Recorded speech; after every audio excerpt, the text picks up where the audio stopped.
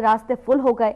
सड़कों पर सिर्फ गठरी झोला लिए श्रद्धालुओं का तांता देखने को मिला। भीड़ सड़कों पर इस कदर देखने को मिल रही थी कि पैदल संगम से शहर तक मौनी अमावस्या सरीखा दृश्य नजर आने लगा। संगम में अमृत स्नान के लिए आस्था का जनप्रवाह इसी तरह उफनता रहा। देर शाम तक 1.50 करोड़ श्रद्धालुओं के डुबकी लगाने का मेला प्रशासन ने दावा किया है।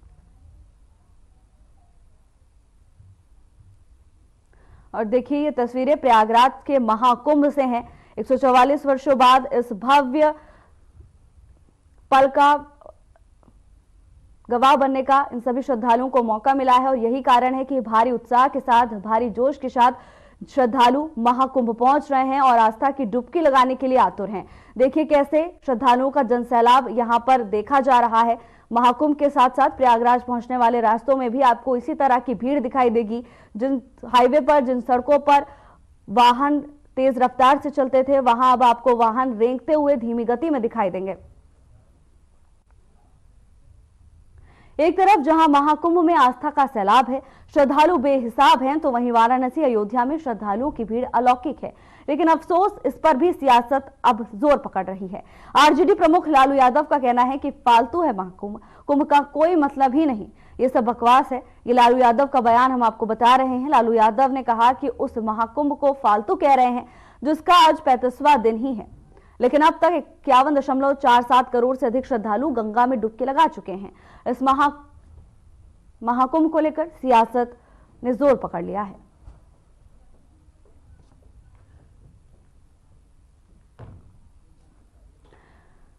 महाकुंभ में जहां एक तरफ श्रद्धालुओं का जनसैलाब उमड़ रहा है, तो वहीं दूसरी तरफ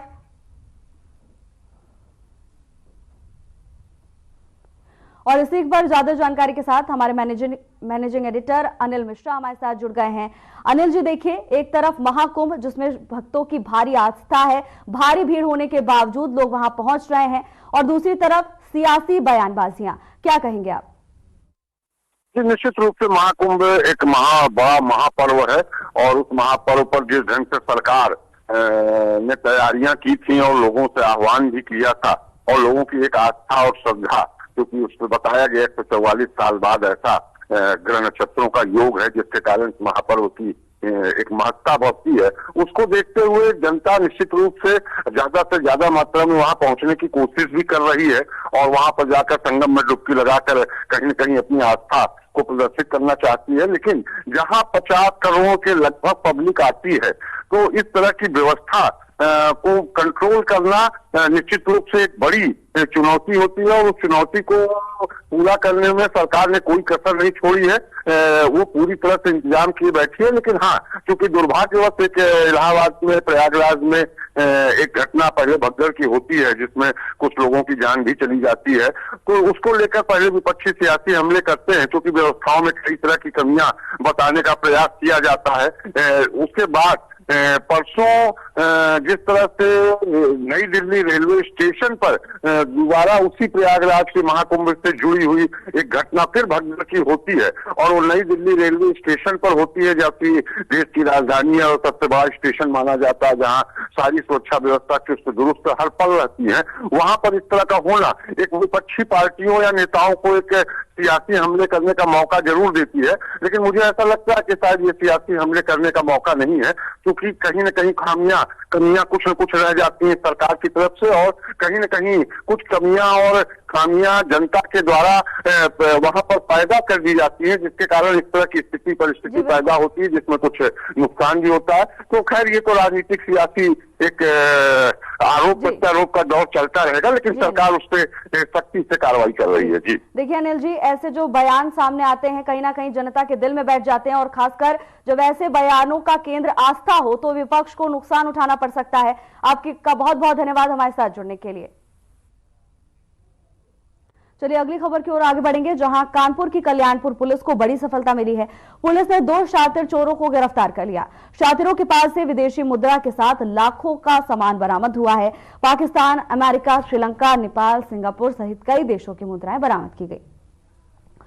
पुलिस ने साल 2024 में हुई चोरी की घटनाओं का भी खुलासा किया। उन्होंने बताया कि उसी चोरी की रकम से दिसंबर में एक बाइक खरीदी गई थी। पुलिस ने खुलासे के दौरान बताया कि दिन में रेकी कर रात में चोरी की घटना को अंजाम देते थे। पकड़े गए शातिर के खिलाफ 22 आपराधिक मुकदमे दर्ज हैं। पकड़े गए शातिरों से पुलिस लगातार गहनता से पूछताछ भी कर रही है।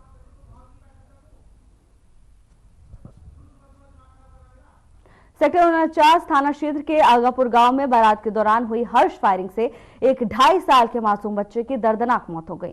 यह घटना बारात चढ़ाने के वक्त हुई, जब खुशी के मौके पर फायरिंग की जा रही थी। अचानक चली गोली बच्चे को लग गई, जिससे उसकी मौके पर ही मौत हो गई। घटना से इलाके में हड़कंप मच गया। परिजनों का रो रो कर बुरा हाल है और उन्हें अपनी जान गंवाने वाले मासूम के गम में डूबे हुए हैं। आरोपी हर्ष फायरिंग करने के बाद मौके से फरार हो गए, जिससे पुलिस उनकी तलाश में तो जुटी हुई है, लेकिन इस घटना से परिजनों में कोहराम मच गया है। यह घटना हर्ष फायरिंग की बढ़ती घटनाओं को लेकर एक और चेतावनी है। लोग अक्सर खुशी और शोक में फायरिंग करते हैं, लेकिन इस बार इस खुशी के माहौल में मासूम की जान चली गई। फिलहाल के लिए बस इतना ही। जल्द हाजिर होंगे नई अपडेट्स के साथ। नमस्कार।